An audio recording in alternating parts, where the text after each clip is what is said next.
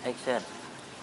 Assalamualaikum warahmatullahi wabarakatuh. Bismillahirrahmanirrahim. Alhamdulillahi rabbil alamin. Wa bihi nasta'in ala umuri dunya waddin. Wa ala alihi wa ashabihi ajma'in. أشهد أن لا إله إلا الله وحده لا شريك له وأشهد أن سيدنا ونبينا محمدا عبده ورسوله لا نبي بعده. Hadirin para pemirsa, terutama jamaah Masjid Al-Hasra dimanapun Anda berada. Pertama sekali, marilah kita sama-sama mengucapkan puji dan syukur kita kehadirat Allah Subhanahu wa Ta'ala yang senantiasa tidak pernah absen dan tidak pernah alfa dalam memberikan rahmat dan nikmatnya kepada kita semua, yaitu dengan cara kita mensyukuri nikmat Allah adalah kira senantiasa kita berusaha untuk dapat memanfaatkan nikmat Allah itu dari yang sekecil-kecilnya sampai kepada yang sebesar-besarnya, kepada jalan yang diridai oleh Allah Subhanahu wa Ta'ala. Selanjutnya, selawat beriring salam, marilah sama-sama kita ucapkan kepada junjungan alam Nabi besar kita Muhammad sallallahu alaihi wasallam, kepada para keluarganya, kepada para sahabatnya, dan mudah-mudahan juga sampai kepada kita semua. Amin ya rabbal alamin. Hadirin rahimakumullah. Pada hari ini, pada malam ini, alhamdulillah kita telah sampai kepada malam yang ke-17 bulan Ramadan tahun 1441 Hijriah. Adalah suatu momentum, suatu hari yang sangat bersejarah, bukan saja kepada dunia Islam, akan tetapi kepada seluruh dunia seisinya dan makhluk yang ada di dalamnya, yang disebut adalah hari Nuzulul Quran, artinya hari diturunkannya wahyu oleh Allah, diturunkannya Al-Quran oleh Allah kepada Nabi Allah Muhammad sallallahu alaihi wasallam. Hadirin rahimakumullah, di dalam historis, di dalam sejarah bangsa Arab di saat itu, mereka pemikir-pemikir, mereka cendekiawan-cendekiawan, bukan saja mendapatkan satu pemikiran, bukan saja mendapat satu ilmu pengetahuan semudah dan segampang itu, akan tetapi mereka punya usaha, mereka punya inisiatif untuk mencari pengetahuan dan pengalaman-pengalaman batin di saat itu. Namun demikian, sesuai dengan kondisi di waktu itu, pemikir-pemikir itu ada dua hal. Yang pertama, pemikir-pemikir yang berusaha untuk menantang kebatilan, sementara ada pemikir-pemikir yang menghadap dan menerima kebatilan itu, yaitu zaman yang disebut dengan zaman jahiliyah di waktu itu.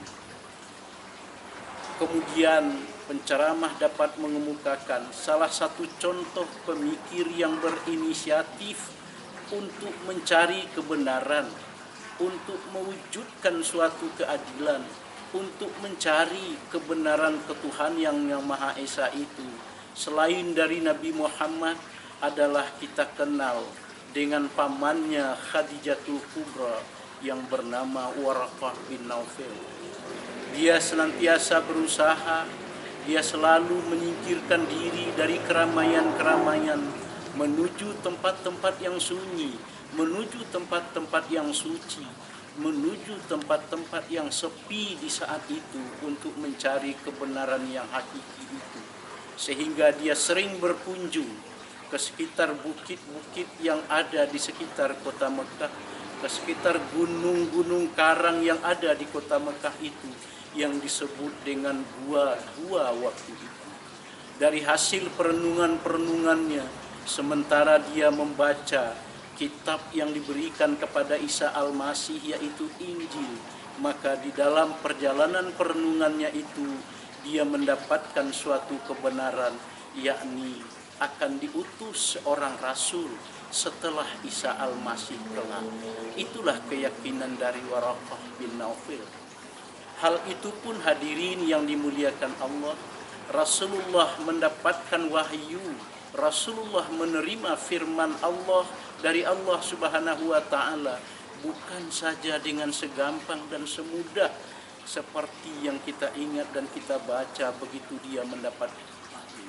Akan tetapi lebih dari itu, jauh dari itu adalah Rasulullah juga sering mengasingkan diri. Rasulullah juga menghindar dari keramaian-keramaian, sehingga berkali-kali Rasulullah meninggalkan keluarganya, terutama dia meninggalkan itu adalah pada bulan Ramadan, bukan pada bulan Ramadan di saat diturunkan wahyu itu saja. Jauh bertahun-tahun lebih dari itu Rasulullah sering menyepikan diri pada bulan Ramadan dalam mencari hakikat kebenaran, hakikat apa yang dilakukan oleh bangsa Mekah waktu itu, oleh penduduk kaum Quraisy waktu itu, menyembah berhala-berhalanya untuk mencari pembenaran kebatilan yang mereka lakukan pada saat itu. Namun puncak dari segala itu adalah ketika Rasulullah pergi mengasingkan diri ke suatu tempat yang kurang lebih berjarak 5,7 km dari kota Mekah, yaitu di Gua Hira yang kita kenal sampai sekarang. Pada saat itulah Rasulullah menerima, mewujudkan dan diberikan oleh Allah satu perenungan yang sangat hakiki, satu kebenaran yang paling puncak di saat itu, sehingga Rasulullah ditemui oleh seorang malaikat yang bernama Jibril. Dikala itulah malaikat memberikan wahyu pertama kepada Rasulullah yang berbunyi di dalam surat Al-Alaq ayat ke-1 sampai ayat ke-5. Allah berfirman, A'udzu billahi minasyaitonir rajim. Bismillahirrahmanirrahim. Iqra. Iqra bismi rabbikal ladzi khalaq. Khalaqal insana min 'alaq. Iqra wa rabbukal akram alladzi 'allama bil qalam 'allamal insana ma lam ya'lam. Hadirin para pendengar yang dimuliakan Allah, bacaan yang barusan penceramah baca terdapat di dalam surat Al-Alaq ayat ke-1 sampai ayat ke-5 bukan seperti itu gampang dan mudahnya diterima oleh Rasulullah. Bahkan berkali-kali malaikat menyampaikan dengan kata-kata Iqra, namun Rasulullah sesuai dengan kondisi lahiriahnya, kondisi fisiknya di saat itu, Rasulullah tidak pernah belajar, Rasulullah tidak pernah bersekolah, sehingga dia katakan yang sebenarnya, ma aqra'u ma ana biqari, aku tidak pandai membaca. Aku tidak pandai membaca. Iqra, kata malaikat Jibril, aku tidak pandai membaca. Aku tidak pandai membaca. Ma ana biqari, aku tidak pandai membaca, kata Rasulullah.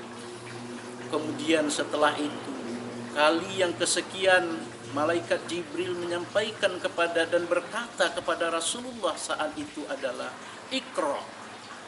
Rasulullah menjawab lagi, ma aqra'u, apa yang akan aku baca. Setelah itu diucapkan oleh Rasulullah sallallahu alaihi wasallam dan didengar oleh malaikat Jibril, maka Jibril menyampaikan, Iqra bismi rabbikal ladzi khalaq. Khalaqal insana min 'alaq.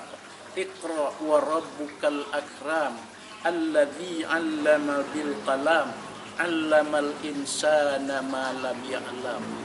Maka Rasulullah membacalah lafaz-lafaz itu dengan bibirnya, kemudian dikunci oleh malaikat Jibril di dalam hatinya, sehingga masuk ke dalam relung-relung otak, baik otak depan dan otak belakangnya Rasulullah. Tersimpanlah wahyu pertama itu di dada Rasulullah sallallahu alaihi wasallam. Tidak lama kemudian maka malaikat itu menghilang.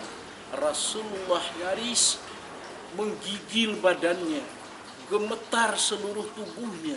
Rasa ketakutannya bukan main, karena dia telah mendapatkan satu wujud yang barangkali dia belum juga bisa memahami lebih mendalam.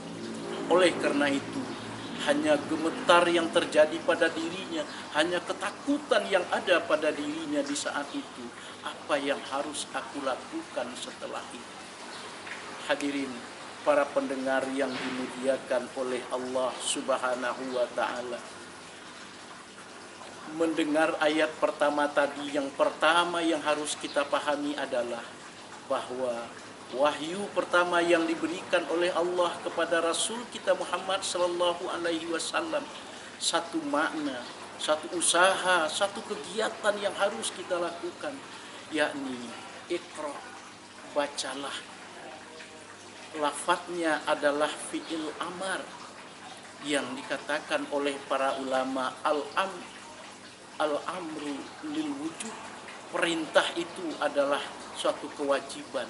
Jadi kewajiban Rasulullah untuk menyampaikan hal itu kepada yang lain. Kemudian dengan gemetar, dengan fisik yang terhuyung-huyung, dengan kondisi yang lemas, Rasulullah keluar dari gua pada malam itu. Kemudian dia berjalan mengikuti arah yang tidak dia ketahui. Namun pada saat itu Allah menuntunnya, malaikat menuntunnya, sehingga dia sampai di rumahnya pada waktu itu.